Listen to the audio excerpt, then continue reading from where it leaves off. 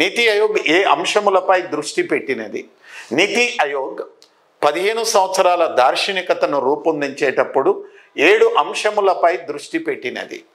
అది 1, ఆర్థిక వ్యవస్థ యొక్క విలువను పెంచాల. 2022-23 నాటికి ఆర్థిక వ్యవస్థ యొక్క విలువను 3 రెట్లు పెంచాల.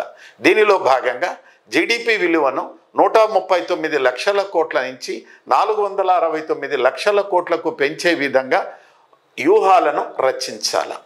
అదేవిధంగా తలసరి ఆదాయాన్ని 3,14,000 రూపాయలకు పెంచే విధంగా అభివృద్ధి వ్యూహాలను, ఒక రోడ్ మ్యాప్ని రచించాల. ఆర్థిక వ్యవస్థ యొక్క ఉత్పాదక సామర్థ్యాన్ని బలోపేతం చేయాలంటే పెద్ద ఎత్తున ఆర్థిక సామాజిక మౌలిక వసతులను నిర్మించాల.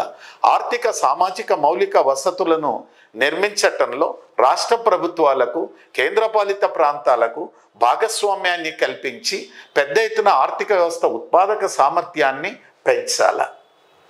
దెన్ నీతి ఆయోగ్ 2031-32 నాటికి పట్టణాలలో నివసిస్తున్నటువంటి జనాభా అదనంగా 22 కోట్లు పెరుగుతుందని అంచనా వేసి వారికి అనుగుణముగా ప్రాథమిక వసతులను కల్పించాలి. కేంద్ర ప్రభుత్వం, రాష్ట్ర ప్రభుత్వాలు మరియు స్థానిక ప్రభుత్వాలు వస్తు సేవలపై విధిస్తున్నటువంటి పరోక్ష పన్నులన్నిటినీ విలీనము చేసి ఒకే రేటుతో జిఎస్టీగా అమలు పరచాల. దేశంలో పెద్ద ఎత్తున స్వచ్ఛంద సంస్థలు కలవు. ఈ స్వచ్ఛంద సంస్థలకు తమ విధులను నిర్వహించడానికి పెద్ద ఎత్తున గ్రాంట్ ఇన్ ఎయిడ్ని కేంద్ర ప్రభుత్వం అందిస్తున్నది.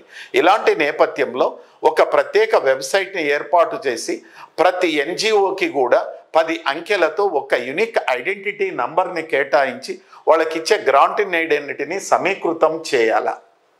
ఆర్థిక సంవత్సరం అనేది ఏప్రిల్ 1 నుంచి మార్చి 31 మధ్య కాలంలో ఉన్నది. అందువల్ల ఆర్థిక సంవత్సరాన్ని జనవరి 1 నుంచి డిసెంబర్ 31కి మార్చే విధంగా చర్యలను తీసుకోవాలా. దెన్ సుస్థిర అభివృద్ధి లక్ష్యాల సాధనకు అనుగుణముగా ఒక ప్రత్యేకమైనటువంటి కేంద్రీకృత వ్యవస్థను ఏర్పాటు చేయాలని నీతి ఆయోగ్ దృష్టిని పెట్టినది.